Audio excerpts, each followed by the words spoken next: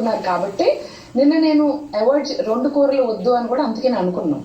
So ఒకటే కూర అనుకుంటే నిన్న సాఫ్ట్ ఇవాళ హార్డ్ అనే లేదు. నేను ఏంటంటే నాకు ఒంట్లో బాగోక వదిలేశాను.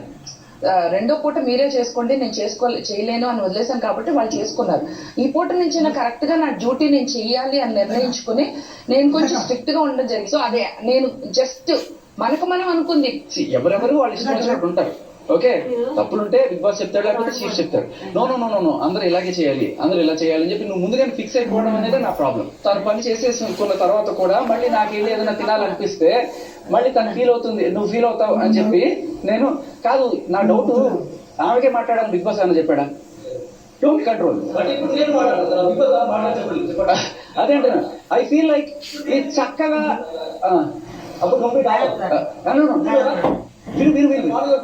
కూర్చో నేను చెప్తాను.